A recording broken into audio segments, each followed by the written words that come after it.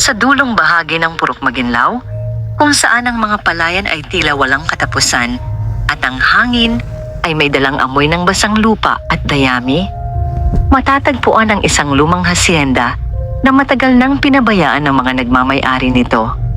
Ang mga dingding nitong bato ay tinubuan na ng lumot at ang dating malawak na bakuran ay naging pugad ng matataas na damo at naglalakihang puno ng akasya. Ngunit higit sa lahat ng nakapaligid dito, may isang bagay na patuloy na kinatatakutan ng mga taga-Purok, ang lumang balon sa likod ng bahay. Ayon sa matatanda, ang balon ay hinukay pa noong panahon ng Kastila.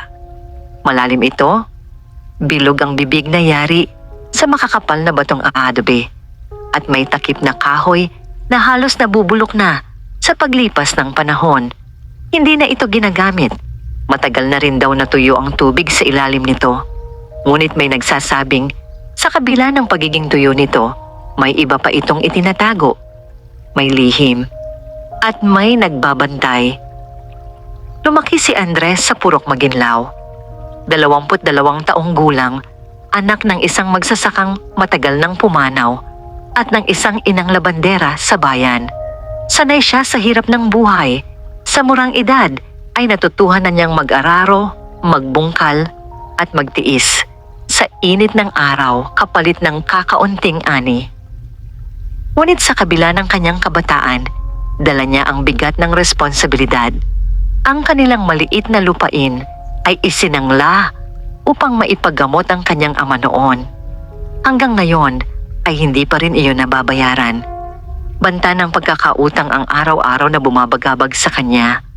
Isang hapon, habang pauwi siya mula sa bukid, nadaanan niya ang hasyenda. Hindi niya alam kung bakit, ngunit tila may humihila sa kanya papalapit sa bakod na kalawangin. Ilang beses na siyang napadaan doon, ngunit ngayon lamang siya nakaramdam ng kakaibang pag-usisa. Lumundag siya sa sirang bahagi ng bakod at dahan-dahang naglakad papunta sa likod ng bahay. Ang bawat yabag niya sa tuyong damo ay tila may kaakibat na pag-aatubili. Nang marating niya ang balon, napahinto siya. Tahimik ang paligid. Walang huni ng ibon. Walang kaluskos ng hangin. Para bang may nagmamasid. Lumapit siya sa gilid at bahagyang sumilip sa loob. Dilim ang sumalubong sa kanya. Wala siyang makita kundi ang itim na kawalan sa kailaliman. Walang laman, bulong niya sa sarili. Ngunit sa sandaling iyon, may narinig siyang mahina at malalim na tinig. Hindi lahat ng walang nakikita ay walang laman. Napaatras si Andres, nilamon siya ng malamig na takot. "Sino yan?" Malakas niyang tanong. Pilit pinatatatag ang boses. Walang sumagot. Muling bumalik ang katahimikan. Inisip niyang marahil ay guni-guni lamang iyon. Pagod siya. Maaring nilalaro lamang siya ng kanyang isip. Ngunit habang papalayo siya sa balon, muli niyang narinig ang tinig. Mas malinaw na ngayon. "Bumalik ka." Napalingon siya. Wala pa ring tao. Sa pagkakataong ito, hindi na siya nagduda. May kung anong kakaiba sa lugar na yon. Hindi takot ang nararamdaman niya ngayon, kundi kakaibang paghila. Parang may nais ipaalam sa kanya. Dahan-dahan siyang bumalik sa gilid ng balon. "Kung sino ka man," sabi niya, "magpakita ka." Isang malamig na simoy ang umikot sa paligid. Ang tuyong mga dahon sa lupa ay tila bahagyang gumalaw kahit walang hangin. At mula sa kailaliman ng balon, may isang munting liwanag na umangat. Unti-unti, mula sa dilim, may anyong nabuo. Isa itong maliit na nilalang, hindi hihigit sa isang talampakan ng taas. Kulubot ang balat, kulay lupa ang suot, na tila hinabing mula sa mga hibla ng damo at ugat. Mahahaba ang tainga at ang mga mata nito ay kumikislap na parang maliliit na bituin sa gabi. Isang duwende. Hindi ito mukhang masama, ngunit may awtoridad sa tindig nito at ang presensya nito ay mabigat sa pakiramdam. "Ako ang nagbabantay," sabi ng nilalang, Malinaw ang tinig, kahit hindi malakas. At ikaw, bata, ay pumasok sa lugar na hindi basta pinapasok. Hindi makapagsalita si Andres sa unang sandali. Hindi niya akalaing ang mga kwento ng matatanda ay may katotohanan. Hindi ko sinasadya, sagot niya sa wakas. Nagdaraan lamang ako.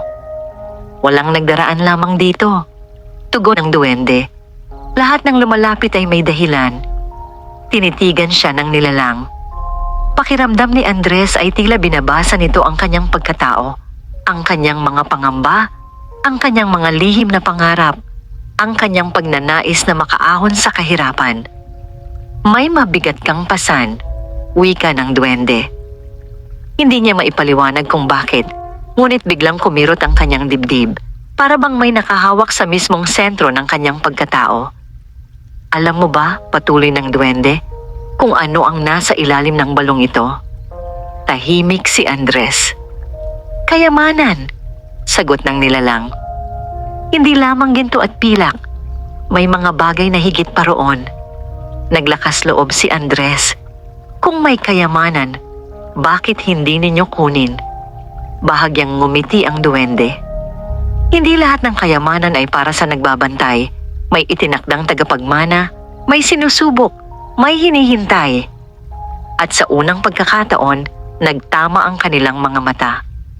Marahil, sabi ng duwende, ikaw ang hinihintay. Napailing si Andres.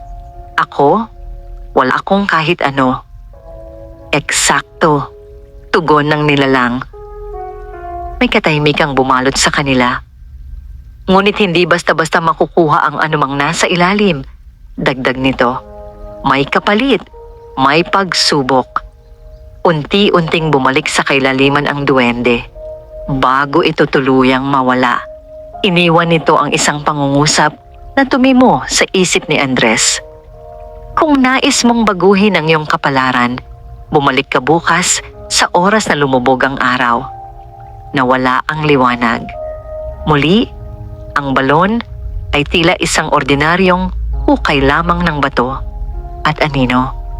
Ngunit alam ni Andres na hindi na ito kailanman magiging ordinaryo sa kanyang paningin.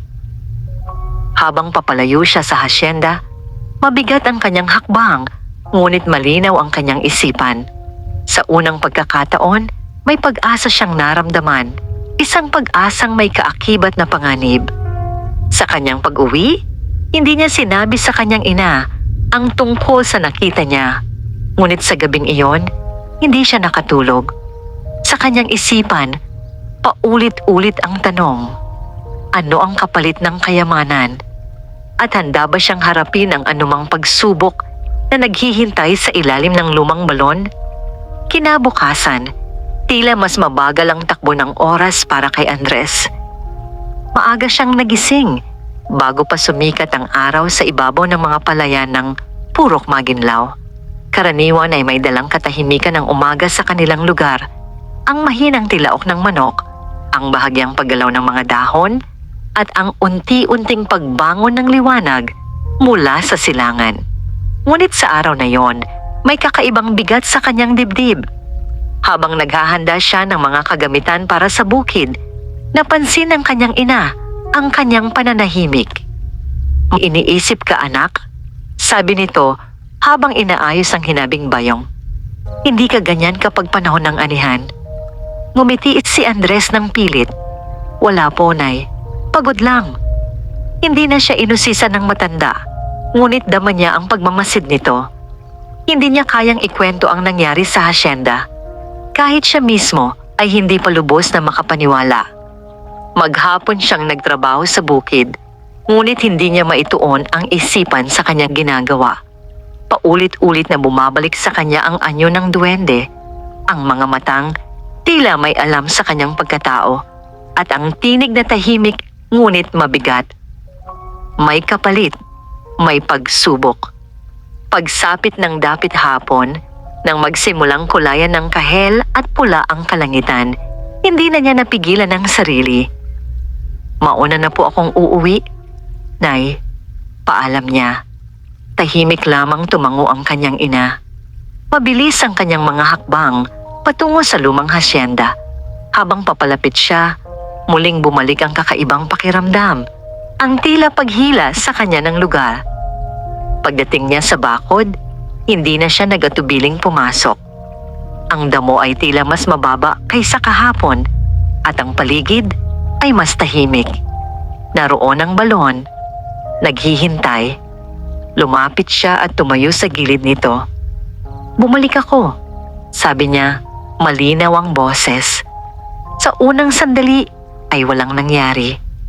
Ngunit nang tuluyang maglaho ang huling sinag ng araw, may munting liwanag na muling umangat mula sa kailaliman.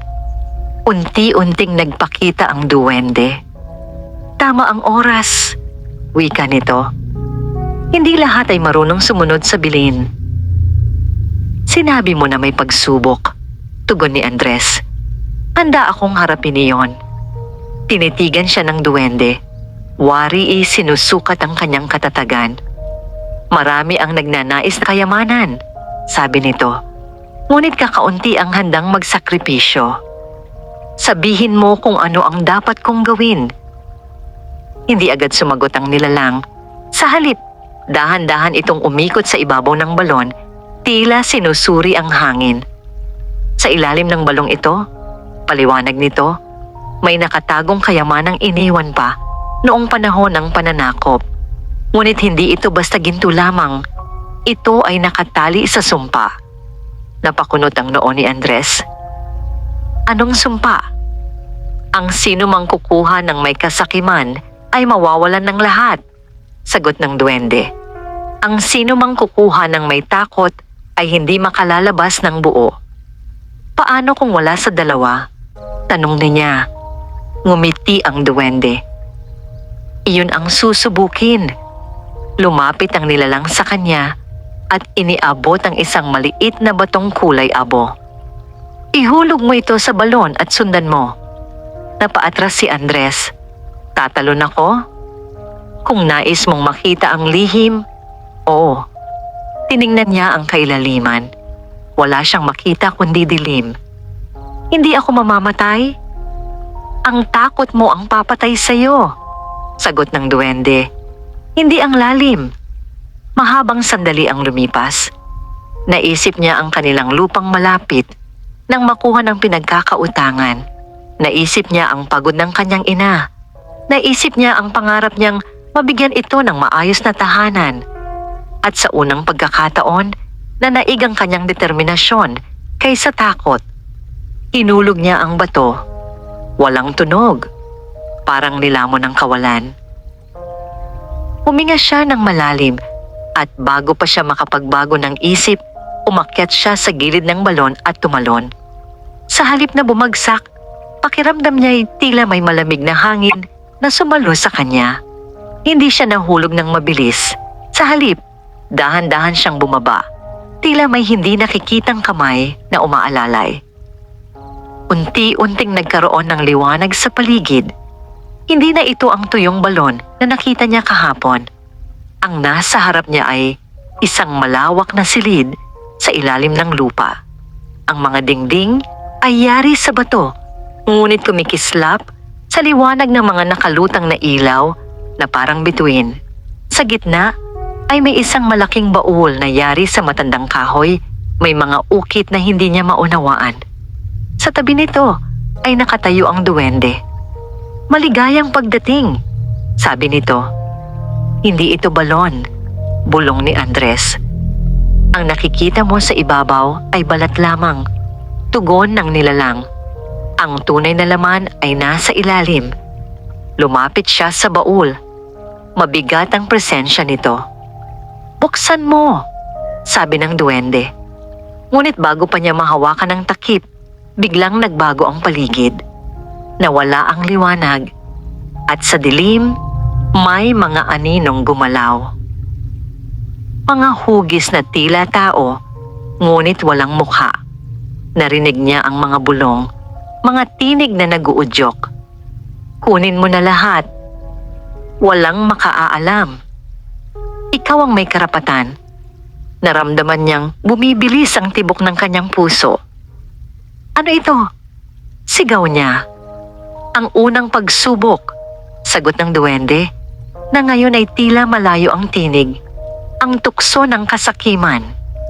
Ang mga anino ay lumapit sa baul at tila iniimbitahan siyang buksan ito at yakapin ang anumang laman nito. Walang makaalam, bulong ng mga tinig. Ikaw ang naglakas loob, iyo ito. Saglit siyang natigilan. Madaling ang kunin ang lahat. Kung may ginto roon, maaari na niyang bayaran ang utang nila. Maaari na siyang yumaman. Maaari niyang lisanin ang Purok Maginlaw at magsimulang muli. Ngunit may naalala siyang sinabi ng duwende. Ang sino mang kukuha ng may kasakiman ay mawawalan ng lahat. Unti-unti siyang umatras mula sa baul. Hindi ko kailangan ang lahat, sabi niya ng mahina ngunit matatag. Kung may nararapat man sa akin, iyon lamang ang kukunin ko. Sa sandaling iyon, naglaho ang mga anino. Muling nagliwanag ang silid. At sa unang pagkakataon, malinaw nang ngumiti ang duwende. Naipasa mo ang unang pagsubok. Ngunit bago pa makapagsalita si Andres, muling nagbago ang anyo ng paligid. Ang sahig sa kanyang kinatatayuan ay tila unti-unting nawawala. At hindi pa ito ang huli, wika ng duwende. Sa ilalim niya ay muling bumukas ang mas malalim na kadiliman at siya'y nagsimulang bumagsak. Ang pagbagsak ay hindi tulad ng una. Kung noong una ay may malamig na hangin na sumalo sa kanya, ngayon ay tila may puwersang humihila pababa, mas mabilis, mas mabigat. Hindi niya maramdaman ang sariling katawan. Ang tanging alam niya ay ang pag-ikot ng dilim sa kanyang paligid. Nang sa wakas ay tumigil ang kanyang pagbagsak, hindi siya tumama sa matigas na sahig. Sa halip, marahan siyang lumapag sa lupaing tila mamasa-masa at malamig. Unti-unti siyang tumayo. Ang paligid ay hindi na ang silid na may baul. Wala na ang mga kumikislap na ilaw sa mga dingding. Ang naroon ay isang makipot na lagusan, isang daanang tila hinukay sa pinakaloob ng lupa. Ang hangin ay mabigat at may amoy na tila pinaghalong lupa at lumang kahoy. Duwende, tawag niya. Walang sumagot. Sa unang pagkakataon, mula nang magsimula ang kanyang pakikipagsapalaran, tunay na nag-iisa siya. Huminga siya ng malalim at sinubukang pakalmahin ang sarili. Hindi niya alam kung gaano kalalim ang kanyang pinuntahan ni kung may daan pabalik sa ibabaw. Ngunit malinaw sa kanyang isip ang sinabi ng duwende. Ang kayamanan ay hindi basta-basta makukuha. Dahan-dahan siyang naglakad sa loob ng lagusan. Sa bawat hakbang ay may naririnig siyang bahagyang kaluskos na tila may sumusunod sa kanya. Sa tuwing lilingon siya, wala namang anino o nilalang. Ang tanging kasama niya ay ang mahinang liwanag na tila nagmumula sa mismong hangin. Ilang sandali pa, napansin niyang nagiging mas malamig ang paligid. Unti-unting nagdilim ang ilaw hanggang sa halos wala na siyang makita. At ito ang pangalawang pagsubok, wika ng isang tinig. Ngunit hindi iyon ang tinig ng duwende. Mas mabigat ito, mas malalim, at may halong panunuligsa. Mula sa unahan, may isang anyong unti-unting nabuo sa dilim. Isa itong hugis tao, ngunit mas mataas kaysa karaniwang tao. Wala itong mukha, tanging isang aninong nakatayo sa kanyang daraanan. Bumalik ka, sabi ng nilalang. Hindi ito para sa'yo. Pinilit ni Andres na manatiling matatag. Kung hindi para sa akin, bakit ako pinababa rito? Sagot niya. Upang subukin kung karapat-dapat ka bang matakot. Tugon ng anino. Biglang nagbago ang paligid. Sa isang iglap, wala na siya sa lagusan. Nasa gitna siya ng kanilang maliit na kubo sa Purok Maginlaw. Naroon ang kanyang ina. Nakaupo sa bangko, hawak ang papel ng pagkakasangla ng kanilang lupa. Ngunit may kakaiba. Ang mga mata ng kanyang ina ay walang buhay. Kasalanan mo ito, wika nito. Malamig ang tinig. Umalis ka. Iniwan mo ako. Napaatras si Andres. Hindi totoo ito, bulong niya. Ngunit hindi roon nagtapos ang pangitain. Biglang nagdilim ang kubo. Narinig niya ang sigaw ng kanyang ina. Pagmulat niya ng mata, nakita niyang nasusunog ang kanilang bahay. Ang apoy ay mabilis kumalat at sa gitna nito ay ang kanyang ina na hindi makaalis. Ililigtas mo ba siya? Tanong ng malalim na tinig. Naramdaman ni Andres ang matinding takot na tila sumakal sa kanyang dibdib. Gusto niyang tumakbo papasok sa apoy, ngunit alam niyang hindi ito tunay. Hindi maaring totoo. Takot ka, bulong ng tinig. Hindi ka makakapagligtas ng kahit sino. Napapikit siya. Naalala niya ang mga mata ng duwende. Ang malinaw na pagtitig na tila nagsasabing higit pa sa kayamanan ang nakasalalay dito. Ang sino mang kukuha ng may takot ay hindi makalalabas ng buo. Dahan-dahan niyang iminulat ang mga mata. Hindi siya gumalaw patungo sa apoy. Hindi siya tumakbo. Sa halip tumayo siya ng tuwid at nagsalita ng malinaw. Hindi ako tatakbo sa ilusyon. Sa sandaling iyon, naglaho ang apoy. Nawala ang kubo. At muli siyang napunta sa lagusan. Ang aninong nilalang ay nakatayo pa rin sa kanyang harapan. Ngunit ngayon ay tila mas maliit na ito. Hindi mo iniligtas ang iyong ina, sabi nito. Dahil hindi siya naroon, tugon ni Andres. Ang takot ang gusto mo paniwalaan ko. Tahimik ang nilalang. Unti-unti itong umatras hanggang sa tuluyang maglaho sa dilim. Muling lumiwanag ang lagusan. Mula sa likuran niya, narinig niya ang kilalang tinig. Ang takot ay hindi laging kaaway, sabi ng duwende. Ngunit ang pagpapasakop dito, ang tunay na kapahamakan. Lumingon si Andres at nakita ang maliit na nilalang na muli nakatayo sa kanyang tabi. Naipasa mo ang ikalawang pagsubok, wika nito. Hindi ka nagpadala sa pangamba. Akala ko'y totoo, amin ni Andres. Ramdam ko ang apoy, narinig ko ang sigaw. Ang puso ang unang niloloko ng takot, sagot ng duwende. Kung hinayaan mong lamunin ka nito, mananatili ka rito magpakailanman. Nanlamig si Andres sa ideyang iyon. May ilan na bang nabigo? Tanong niya. Hindi agad sumagot ang duwende. Sa halip, itinuro nito ang gilid ng lagusan. Doon sa mga dingding, may mga bahagyang ukit na tila hugis ng mga kamay. Parang may mga taong minsang kumapit at hindi na nakawala. Ang kayamanan ay hindi lamang ginto, sabi ng duwende. Ito ay salamin ng pagkatao. Nagpatuloy sila sa paglalakad hanggang sa makarating sa isang malawak na nasilid. Sa gitna nito ay may isang ilog na kumikislap. Hindi tubig kundi tila likidong liwanag. Sa kabilang pampang ay may isa pang baul, mas maliit kaysa una, ngunit mas maayos ang pagkakayari. Ang huling pagsubok sa gabing ito, wika ng duwende. Hindi pa tapos? Tanong ni Andres. Ang kayamanan ay hindi ipinagkakaloob sa isang hakbang lamang. Tinitigan niya ang ilog ng liwanag. Paano ako tatawid?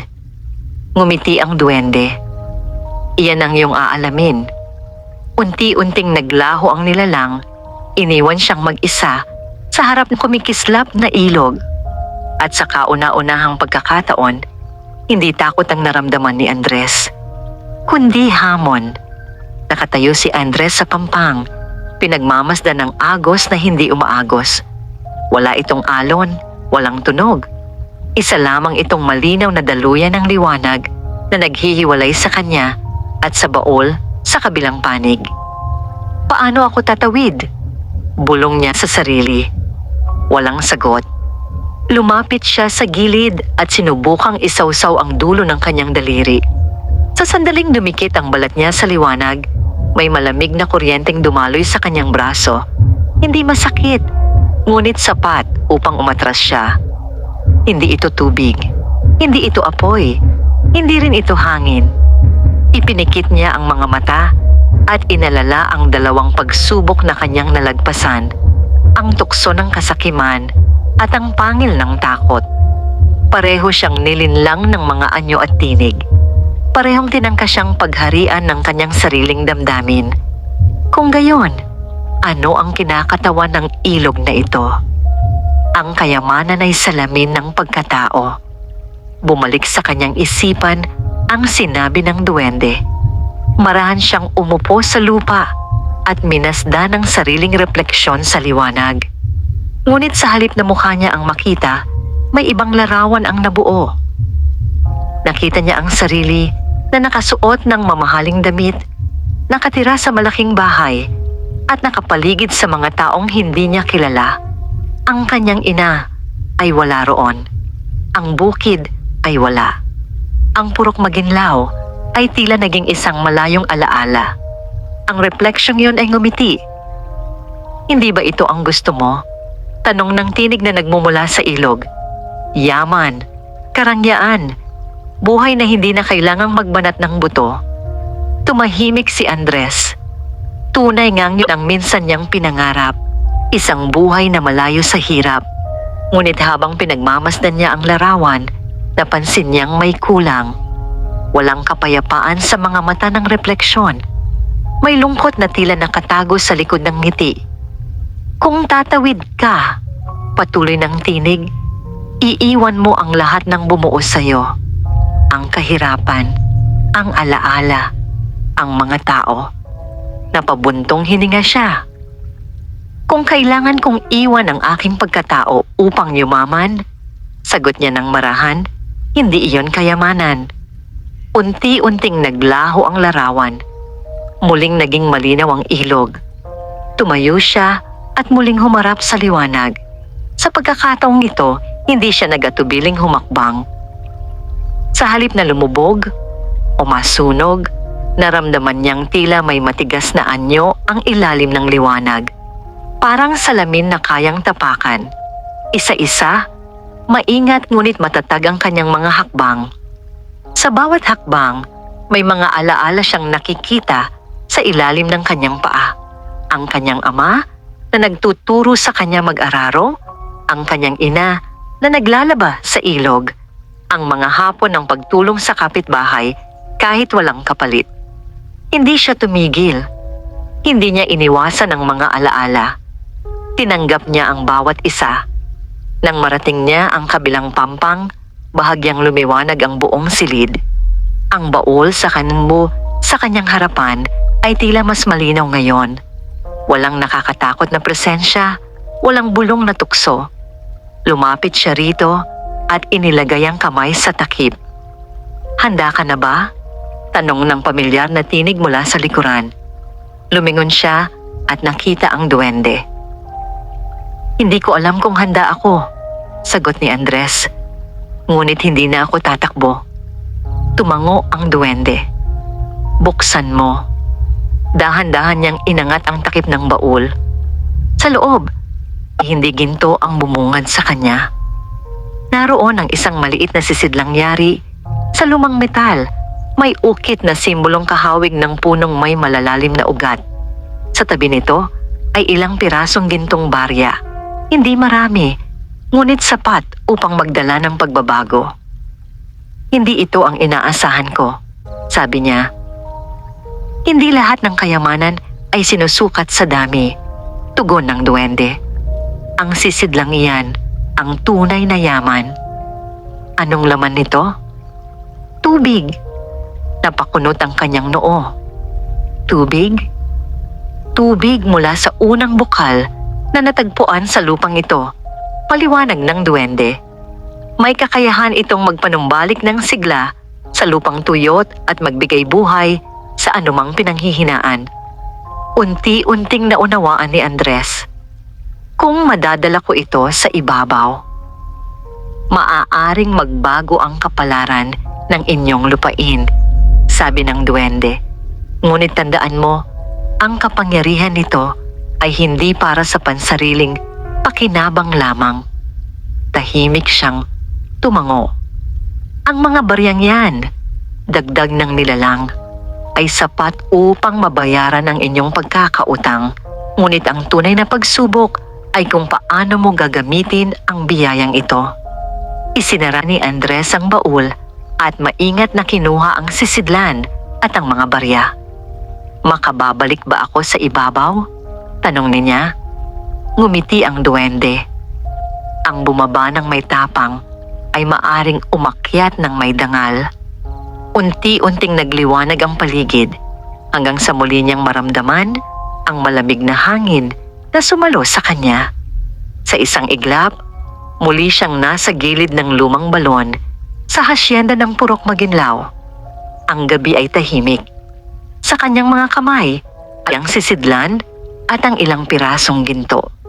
Ngunit alam niyang ang pinakamahalagang bagay na dala niya ay hindi nakikita. Isang bagong pag-unawa sa kayamanan. At sa kailaliman ng balon, ang duwende ay patuloy na nagbabantay. Mahigpit ang pagkakahawak ni Andres sa sisidlang yari sa lumang metal habang naglalakad siya palayo sa lumang hasyenda. Ang ilang pirasong gintong barya ay nakatago sa loob ng kanyang kamiseta, balot sa panyo upang hindi tumunog. Tahimik ang gabi sa Purok Maginlao, ngunit ang kanyang dibdib ay puno ng ingay. Mga tanong, pag-asa at pangamba. Pagdating sa kanilang kubo, nakikita niya ang kanyang ina na nakaupo pa rin sa harap ng lamparang may mahinang sindi. Ang tagal mo, anak, sabi nito, may bahagyang pag-aalala sa tinig. Ngumiti si Andres at umupo sa tabi niya. May inayos lang po ako. Hindi niya kayang sabihin ang buong katotohanan, ngunit alam niyang darating ang araw na kailangan niyang ipaliwanag ang lahat. Kinabukasan, maaga siyang nagpunta sa kanilang maliit na lupain. Ang lupa ay tuyo at may mga bahagi na halos hindi na tumutubo ang palay. Matagal na nilang problema ang kakulangan sa tubig, lalo na tuwing tag-init. Hinawakan niya ang sisidlan. Mabigat ito, hindi sa timbang kundi sa kahulugan. Dahan-dahan niya itong binuksan. Sa loob ay malinaw na tubig, kumikislap kahit wala namang sikat ng araw na direktang tumatama rito.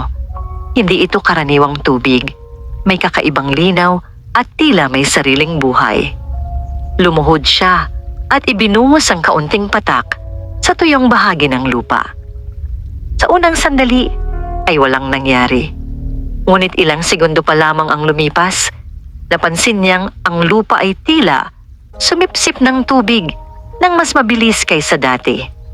Ang bahaging kanyang binuhusan ay naging mas madilim ang kulay, hudyat ng pagiging mamasa-masa.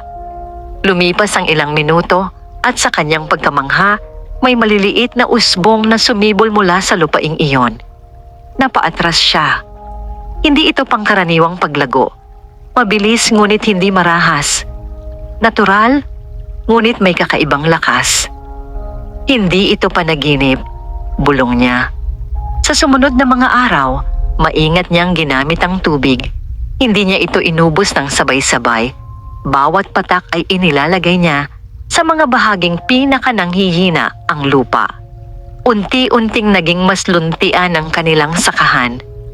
Napansin ito ng kanyang ina. Parang mas gumaganda ang ani natin, sabi nito habang pinagmamasdan ng palayan. May ginawa ka ba? Sandaling nag-isip si Andres bago sumagot. Sinubukan ko lang pong alagaan ng mas mabuti. Hindi siya nagsinungaling, ngunit hindi rin niya isiniwalat ang buong katotohanan. Samantala, ginamit niya ang ilang gintong barya upang bayaran ang bahagi ng kanilang utang. Hindi niya ibinigay lahat ng sabay. Maingat siyang nakipag-usap sa pinagkakautangan, isang lalaking kilala sa pagiging mahigpit at walang konsiderasyon. Nang makita ng lalaki ang tunay na ginto, nagbago ang tono nito. Saan mo nakuha ito? Tanong nito, may halong pagdududa. Bayad po sa utang, maikli niyang sagot. Hindi na ito nagtanong pa. Sa loob lamang ng ilang linggo, nabawasan ng malaki ang kanilang pagkakautang at kasabay nito mas lalong sumigla ang kanilang lupa. Ngunit kasabay ng pag-unlad ay ang pag-usbong ng bulong sa Purok Maginlao. Biglang gumanda ang ani nila Andres. Parang may kakaiba. Hindi ba't matagal nang tuyot ang lupang iyon? May ilan na nagsimulang magmasid. May ilan na nagsimulang magtanong. Isang hapon, habang siya'y nasa bukid, may aninong bumalot sa kanya. Paglingon niya, nakita niya si Mang Timo, isang matandang kilala sa pagiging mapanuri at mapagmatyag. Maganda ang tubo ng palay mo, sabi nito. Salamat po. Hindi madali ang ganitong pagbabago, dagdag ng matanda. May tumulong ba sa'yo? Naramdaman ni Andres ang bigat ng tanong. Ang lupa po mismo ang tumulong, sagot niya. Tinitigan siya ni Mang Timo, tila sinusukat ang kanyang katapatan. Pagkaraan ng ilang sandali, tumango ito at naglakad palayo. Ngunit sa gabing iyon, habang siya'y nakaupo sa labas ng kanilang kubo, muling nagpakita ang duwende, hindi sa balon, kundi sa ilalim ng punong bayabas sa kanilang bakuran. Ang biyaya ay hindi nagtatago ng matagal, wika ng nilalang. Hinihinala na nila, sagot ni Andres.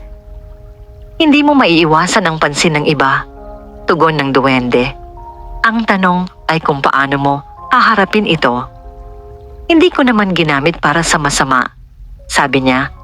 Tinulungan ko lamang ang aming lupa. Alam ko, sagot ng duwende. Ngunit tandaan mo, ang tunay na kayamanan ay hindi lamang nasusubok sa dilim. Nasusubok din ito sa liwanag. Napatingin si Andres sa malayong bahagi ng Purok Maginlao, kung saan makikita ang iba pang lupang tuyot at mga pamilyang patuloy na naghihirap. Unti-unti niyang naunawaan ang ibig sabihin ng nilalang. Ang tubig na nasa sisidlan ay sapat upang baguhin ang kanyang kapalaran. Ngunit sapat din ito upang baguhin ang kapalaran ng iba. At kung ibahagi ko? Tanong niya. Umiti ang duwende. Doon magsisimula ang tunay na hamon. Sa pagkakataong yun, hindi na tungkol sa kayamanan ang iniisip ni Andres, kundi sa panananagutan. Magdamag na hindi nakatulog si Andres matapos ang muling paglitaw ng duwende sa kanilang bakuran. Ang mga salita nitong tumimo sa kanyang isipan, ang tunay na kayamanan ay nasusubok din sa liwanag, ay paulit-ulit na bumabalik sa kanyang kamalayan. Kinabukasan, habang pinagmamasdan niya ang luntiang bahagi ng kanilang sakahan, malinaw na sa kanya ang isang bagay. Kung pananatilihin niya ang tubig para lamang sa sarili, mananatili siyang bihag ng takot na matuklasan. Ngunit kung ibabahagi niya ito, maaaring magbago ang buong Purok Maginlao. Ngunit paano? Hindi maaaring basta niya ipamalita ang tungkol sa sisidlan. Hindi niya rin kayang sabihin na may duwendeng nagbabantay sa balon ng lumang hasyenda. Hindi lahat ay maniniwala. At may ilan na maaaring maghangad na agawin ang biyaya. Habang siya'y nag-iisip, dumating si Aling Rosa, ang kapitbahay nilang matagal nang nahihirapan sa kanyang maliit na taniman ng gulay. Andres, sabi nito, napansin kong maganda ang tubo ng palay ninyo. Sa amin kasi halos wala nang sumisibol. Baka may maipapayo ka? Hindi agad sumagot si Andres. Sa halip, minasdan niya ang mga kamay ng matanda. Magaspang at bakas ang mga taon ng pagsusumikap. Maari po akong tumulong, sagot niya sa wakas. Kinahapunan, nagpunta siya sa lupang pag-aari ni Aling Rosa. Tahimik niyang binuksan ang sisidlan at nagpatak ng kaunting tubig sa pinakatuyong bahagi ng taniman. Hindi niya ito ipinakita sa matanda. Sinabi lamang niyang may sinusubukan siyang bagong paraan ng pagdidilig at pag-aalaga. Lumipas ang ilang araw at tulad ng sa kanilang lupain, unti-unting sumigla ang lupa ni Aling Rosa. Ang mga dating nalalantang halaman ay muling nabuhay. Ang mga usbong ay naging malalakas. Ang balita ay mabilis kumalat. May alam si Andres. May sikreto siya. Sa bawat paglapit ng mga kapitbahay, pinili niyang tumulong, ngunit maingat. Hindi niya inuubos ang tubig sa isang lugar lamang. Tinitiyak niyang sapat ang natitira sa sisidlan. At sa bawat paggamit niya nito, napapansin niyang hindi ito nababawasan gaya ng karaniwang tubig. Isang gabi, muli siyang tinawag ng duwende. Ngunit sa pagkakataong ito, hindi sa kanilang bakuran, kundi sa gilid ng lumang balon. Tahimik siyang nagpunta roon. Pinili mong magbahagi, wika ng duwende nang siya'y dumating. Hindi ko kayang panoorin silang maghirap kung may magagawa ako, sagot ni Andres. Tumango ang nilalang. Ang sisidlan ay hindi nauubos kung ang gumagamit ay hindi sakim, paliwanag nito. Ngunit may kapalit ang bawat pagpapasya. Anong kapalit? Tanong niya. Kapag lumaki ang biyaya, lumalaki rin ang tukso, sagot ng duwende. May mga darating na hindi hihingi, kundi mag-uutos. May mga darating na hindi magpapasalamat, kundi mag-aangkin. Napaisip si Andres. Sa mga nakaraang araw, may ilang hindi pamilyar na mukha ang nakita niya sa paligid ng Purok Maginlao. Mga taong tila nagmamasid lamang, tahimik ngunit mapanuri.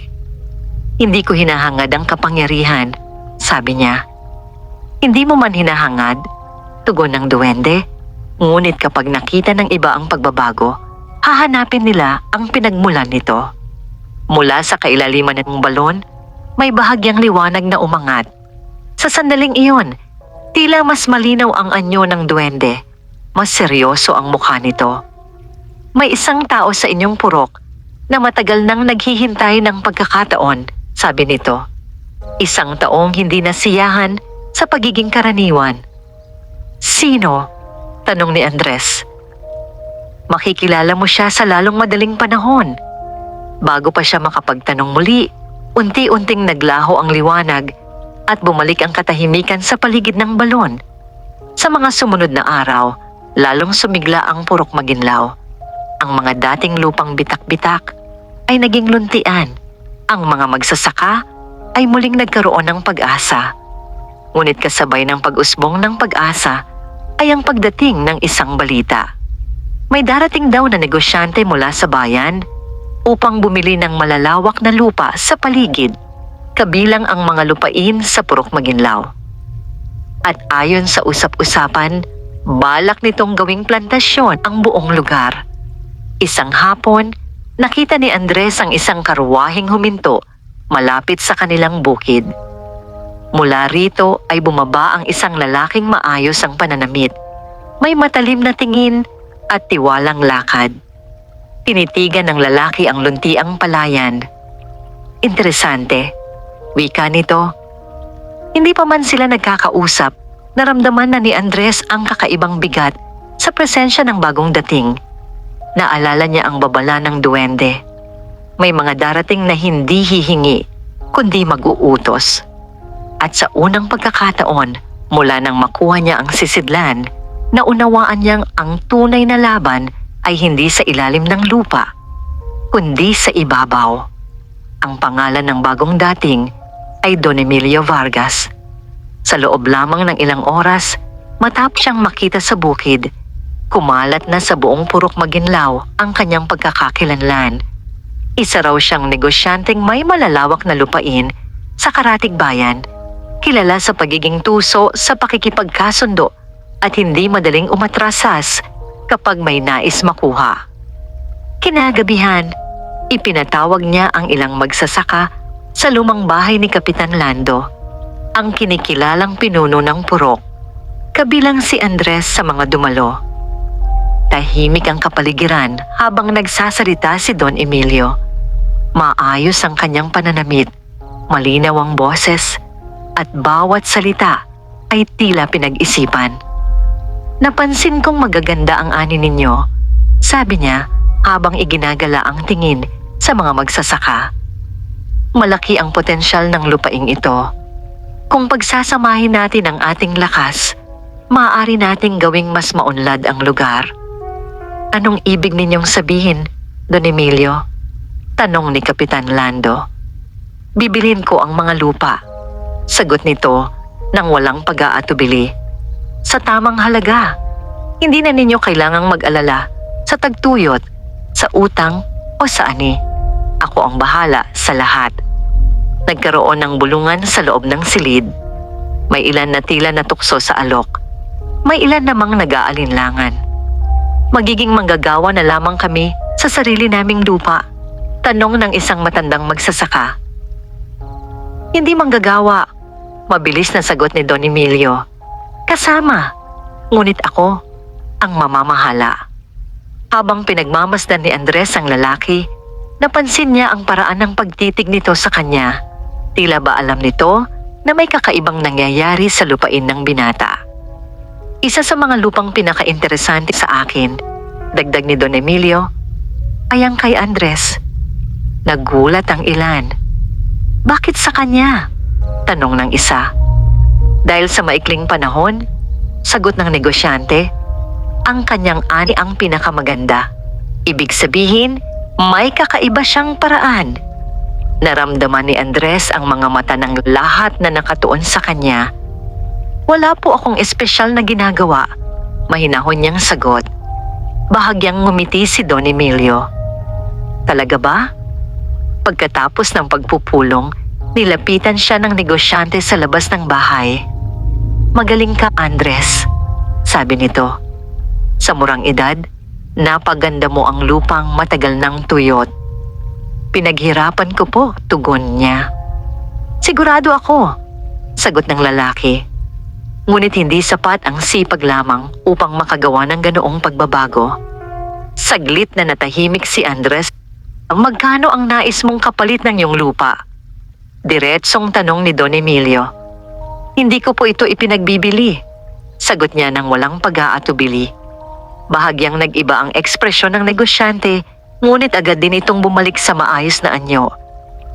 Pag-isipan mo, sabi nito. May mga pagkakataong dumarating ng minsan lamang sa buhay. Pag-uwi ni Andres, muling nagpakita ang duwende sa ilalim ng punong bayabas. Narito na siya, wika ng nilalang. Kilalang kilala mo siya, sagot ni Andre. Ang mga tulad niya ay hindi bago sa akin, tugon ng duwende. Maraming beses nang may nagtangkang angkinin ang lupaing ito. Alam ba niya ang tungkol sa balon? Tanong ni Andres. Hindi pa, sagot ng duwende. Ngunit pinaghihinalaan niyang may pinanggagalingan ang iyong tagumpay. Napabuntong hininga ang binata. Ano ang dapat kong gawin? Ang sisidlan ay hindi para sa iisang tao lamang, sabi ng duwende. Ngunit hindi rin ito para sa mga naghahangad ng kapangyarihan. Kung tatanggihan ko siya, maaaring pilitin niya ang iba, sabi ni Andres. Doon masusubok ang iyong paninindigan, tugon ng nilalang. Kinabukasan, nagsimulang mag-alok si Don Emilio sa bawat magsasaka. Ang ilan ay halos pumayag na. Ang halaga ay malaki para sa kanila. Sapat upang mabayaran ang utang at makapagsimula sa bayan. Ngunit may kapalit.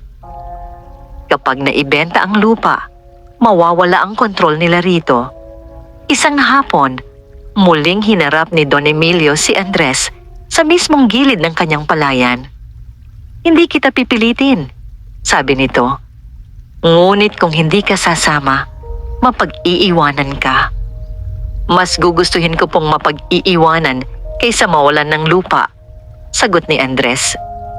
Hindi mo ba iniisip ang iyong ina? Tanong ng lalaki. Ang kinabukasan ninyo?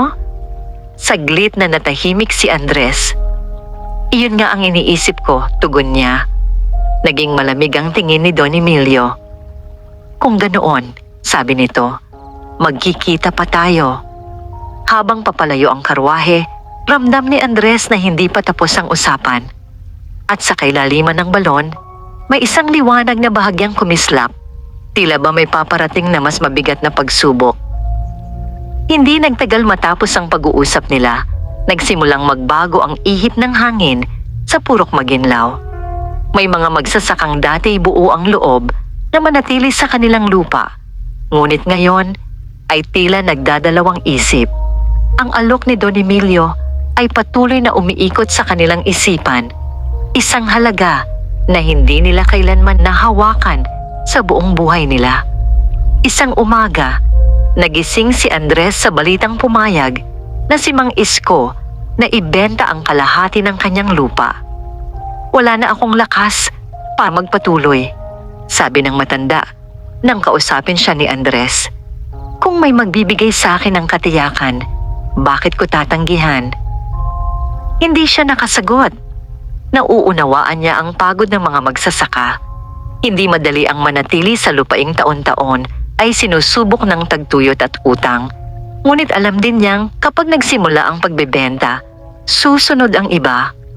Kinagabihan, muling bumalik si Andres sa lumang balon. Tahimik ang paligid. Wala ang karaniwang hangin. Wala ang huni ng kuliglig. Parang naghihintay ang lugar. Lumapit siya sa gilid ng balon. "Duwende," tawag niya. Mula sa kailaliman ay unti-unting umangat ang pamilyar na liwanag. Lumitaw ang maliit na nilalang, ngunit sa pagkakataong ito ay hindi ito ngumiti. Ang kasakiman ay may mahabang anino, wika nito. "Pumayag na ang ilan," sagot ni Andres. "Hindi ko sila masisi." "Hindi mo sila kailangang sisihin," tugon ng duwende. "Ngunit dapat mong maunawaan ang tunay na layunin ng lalaking iyon." "Yaman?" tanong niya. "Kapangyarihan," sagot ng nilalang. "Ang lupaing ito ay may higit pa sa nakikita ng mga mata." Napakunot ang noo ni Andres. Hindi lamang ang sisidlan ng lihim ng balon, patuloy ang duwende. Ang buong lupain ay may sinaunang lakas. Ang tubig na dala mo ay isa lamang bahagi ng kabuuan. Alam ba niya ito? Hindi niya alam ang kabuuan, sagot ng duwende. Ngunit nararamdaman niyang may kakaiba at ang mga tulad niya ay hindi tumitigil hanggat hindi nila nahahawakan ang pinagmumulan. Tahimik si Andres. Kung makuha niya ang lupa, dagdag ng duwende, maaari niyang hukayin ang balon. Nanlamig ang kanyang mga kamay. Hindi niya dapat matagpuan ang daan pababa, sabi niya. Kung sakim ang puso, hindi ito makapapasok, tugon ng nilalang. Ngunit maaaring sirain niya ang balon sa paghahanap. Sa sandaling iyon, naunawaan ni Andres ang tunay na panganib. Hindi lamang ito usapin ng pagbili ng lupa. Kapag pinilit ni Don Emilio na alamin ang pinagmumulan ng pagbabago, maaaring masira ang balon at ang lihim na nagbabantay dito. "Anong magagawa ko?" tanong niya. Tinitigan siya ng duwende. "Hindi sapat ang pagtanggi," sagot nito. "Kailangan mong pag-isahin ang mga tao. Hindi sila basta makikinig. Kung gayon, ipakita mo sa kanila ang dahilan." Kinabukasan, nagpatawag si Andres ng pagpupulong sa gitna ng purok. Hindi siya leader, ngunit marami na ang nakakita ng pagbabago sa kanyang lupain. "Hindi ko kayo pipigilan kung nais ninyong ibenta ang lupa," panimula niya. "Ngunit isipin ninyo kung ano ang mawawala." May ilan na nagtanong. "Anong mawawala?" sagot ng isa. "Magkakaroon kami ng pera." "Ngunit hindi na kayo magdedesisyon para sa sarili ninyong lupa," tugon ni Andres. "Hindi na sa inyo ang ani. Hindi na sa inyo ang kinabukasan." Tahimik ang ilan. May paraan upang umunlad ang purok maginlaw nang hindi natin isinusuko ang lupa, dagdag niya. Hindi niya sinabi ang tungkol sa sisidlan, ngunit ipinakita niya ang bahagi ng sakahan na dati tuyot at ngayoy luntian. "Kung magtutulungan tayo," sabi niya, "maaari nating palaguin ang ating ani ng hindi umaasa sa iba." May mga nagbulungan. Ngunit bago pa matapos ang pagpupulong, dumating si Don Emilio, kasama ang dalawa nitong tauhan. "Magandang umaga," wika nito. May pilit na ngiti. Mukhang may pagpupulong. "Pinag-uusapan lang namin ang kinabukasan ng aming lupa," Sagot ni Andres. Eksakto. Tugon ng negosyante. At narito ako upang ialok ang mas maliwanag na kinabukasan. Hindi po lahat ay sang-ayon, mahinahong sabi ni Andres. Bahagyang tumalim ang tingin ni Don Emilio. Walang pumipilit, sabi nito. Ngunit tandaan ninyo, ang pagkakataon ay hindi naghihintay. At sa sandaling iyon, napansin ni Andres ang isa sa mga tauhan ng lalaki na lihim na tumitingin sa direksyon ng lumang hasyenda. Parang may hinahanap. Naramdaman niyang ang oras ay unti-unting nauubos. Habang papalayo ang grupo ni Don Emilio, alam ni Andres na hindi na lamang ito usapin ng alok at pagtanggi. May plano ang lalaki. At kung tama ang hinala niya, malapit na nitong tuklasin ang pinagmumulan ng lahat. Sa gabing iyon, muling kumislap ang liwanag sa kailaliman ni balon. Mas maliwanag kaysa dati, tila ba naghahanda sa paparating na unos. Lumipas ang ilang araw na tila mabigat ang hangin sa Purok Maginlao. Hindi nalantaran ang paglapit ni Don Emilio sa mga magsasaka, ngunit ramdam ang kanyang presensya sa mga matang nagmamasid, sa mga yabag na hindi pamilyar sa lupaing iyon. Isang hapon, habang pauwi si Andres mula sa bukid, napansin niyang may bakas ng mga gulong ng karwahe malapit sa lumang hasyenda.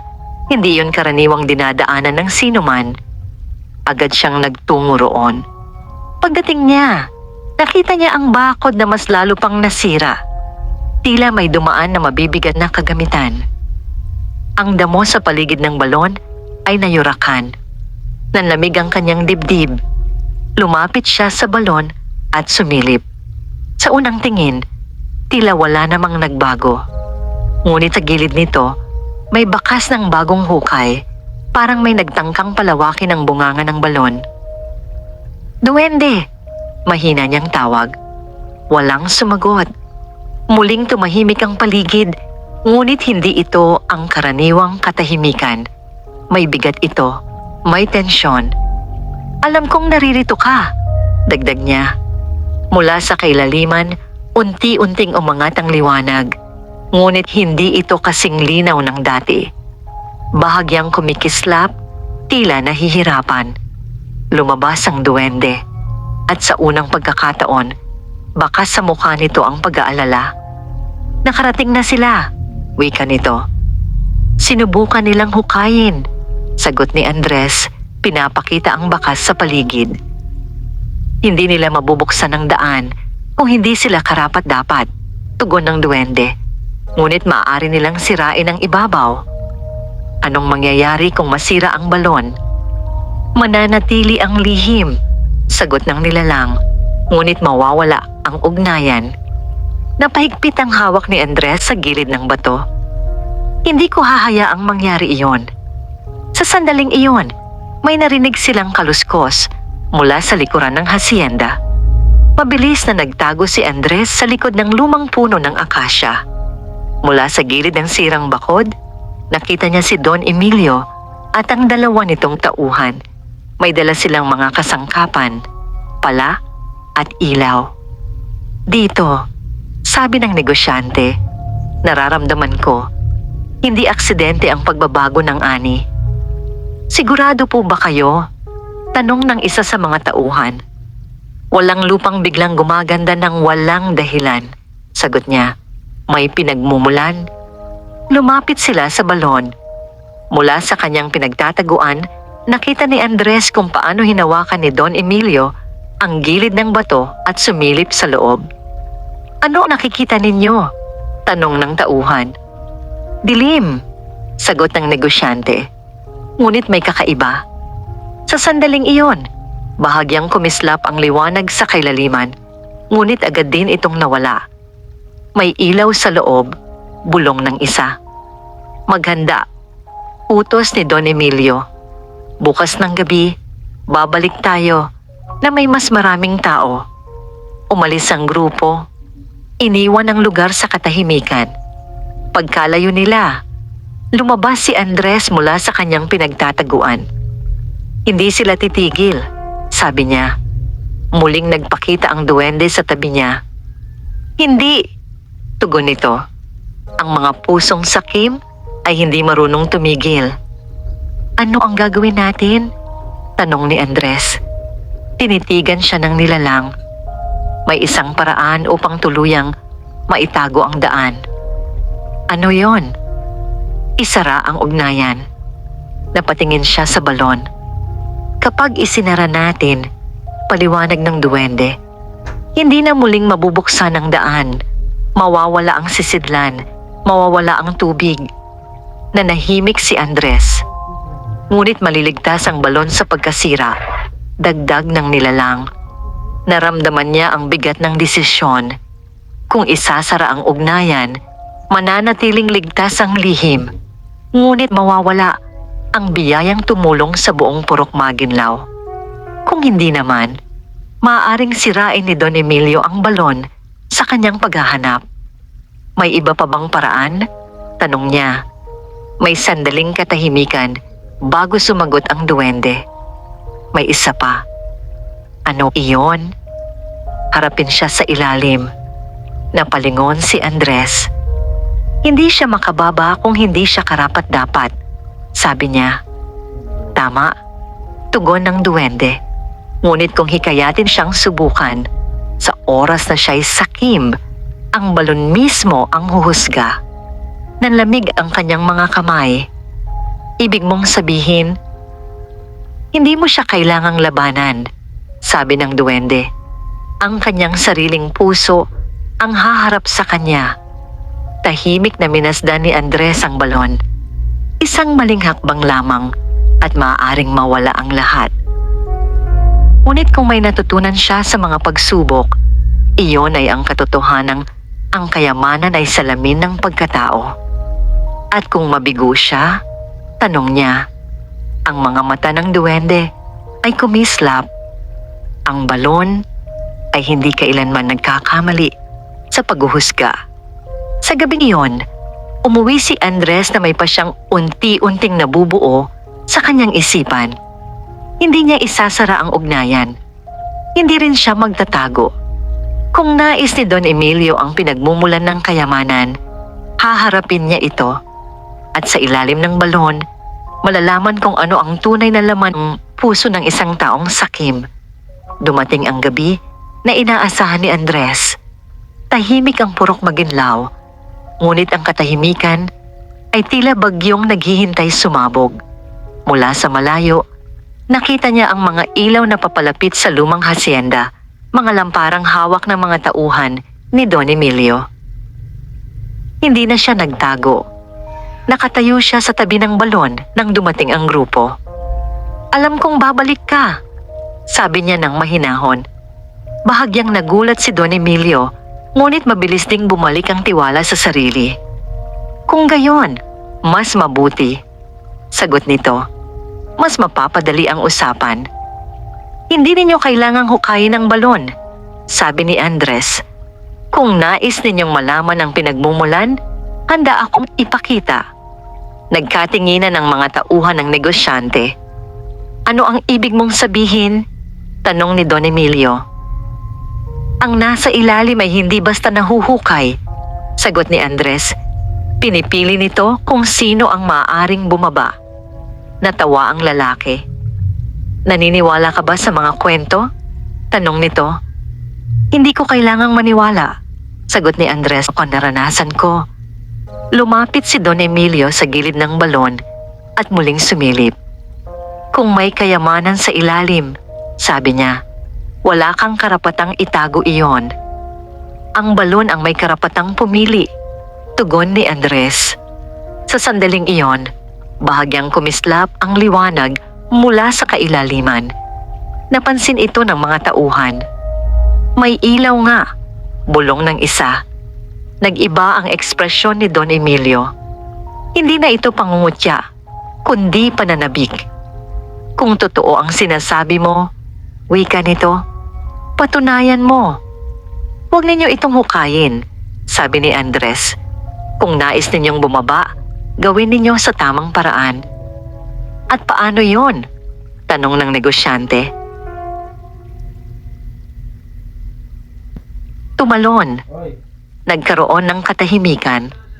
Hindi agad kumilos si Don Emilio, ngunit ang hamon ay malinaw. Kung may kayamanan ngang nasa ilalim, ito ang pagkakataon niyang makuha. Kung may panganib, sabi ng isa sa mga tauhan, baka hindi ito ligtas. Takot ka ba? Tanong ni Don Emilio sa kanyang tauhan. Pagkatapos ay tumingin siya kay Andres. Kung nagsasabi ka ng totoo, wika nito, babalik ako na may hawak na kayamanang hindi mo kayang pantayan. Umakyat siya sa gilid ng balon. Sa sandaling iyon, naramdaman ni Andres ang presensya ng duwende sa kanyang tabi. Hindi nakikita ng iba, ngunit malinaw sa kanya. Ang balon ay naghihintay, bulong ng nilalang. Huminga ng malalim si Don Emilio at tumalon. Sa unang sandali, walang tunog, walang sigaw. Tahimik ang balon. Lumipas ang ilang segundo na tila naging minuto. Don Emilio! Sigaw ng isa sa mga tauhan. Ngunit walang tugon. Sa kailaliman, unti-unting umangat ang liwanag. Mas maliwanag kaysa dati. Sa loob ng balon, naranasan ni Don Emilio ang hindi niya inaasahan. Hindi ginto ang bumungad sa kanya, kundi mga larawan ng kanyang sarili. Mga sandaling ginamit niya ang kapangyarihan upang pagsamantalahan ang iba. Mga lupang inagaw, mga pangakong hindi tinupad. Hindi ito totoo, bulong niya. Ngunit ang mga tinig ay bumalik sa kanya. Walang makaaalam. Kunin mo ang lahat. Ikaw ang may karapatan. Parehong tinig na minsang narinig ni Andres. Ngunit sa pagkakataong ito, hindi umatras ang lalaki. Sa halip, hinanap niya ang baul. Nang makita niya ito, agad niya itong binuksan. Sa loob ay ginto, maraming ginto.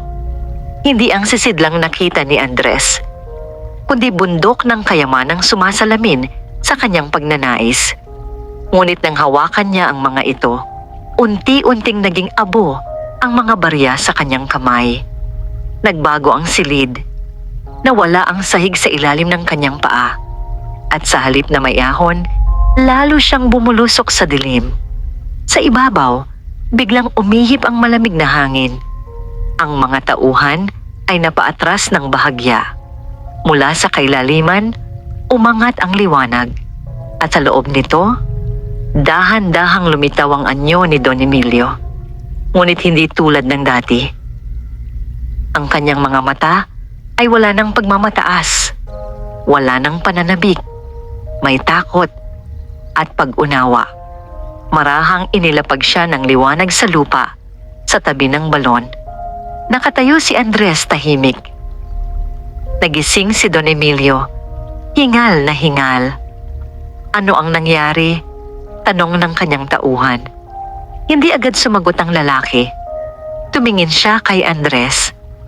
Hindi ko nakita ang kayamanan. Mahina niyang sabi. Nakita ko ang sarili ko. Tahimik ang paligid. Hindi ko mabubuksan ang daan. Dagdag niya. Hindi para sa akin. Tumayo siya. Nanginginig. Uuwi tayo. Utos niya sa kanyang mga tauhan. Walang pagtatalo. Habang papalayo ang grupo, napansin ni Andres na hindi na iyon ang parehong taong dumating ilang araw ang nakalipas. Muling nagpakita ang duwende sa kanyang tabi. Ang balon ay naghuhusga, hindi naghihigante. Wika nito. Babalik pa ba siya? Tanong ni Andres. Marahil, sagot ng nilalang, ngunit hindi na para ang kinin. Tahimik na minasdan ni Andres ang balon. Nanatili ang ugnayan, nanatili ang lihim, at sa purok maginlaw, ang tunay na kayamanan ay hindi lamang ang tubig na nagbibigay buhay, kundi ang pagkakaisang unti-unting nabuo sa harap ng tukso. Ngunit alam niyang hindi pa dito nagtatapos ang kwento. Dahil ang kayamanan, kapag ginamit ng tama, ay hindi lamang nagliligtas ng lupa. Binabago nito ang tao.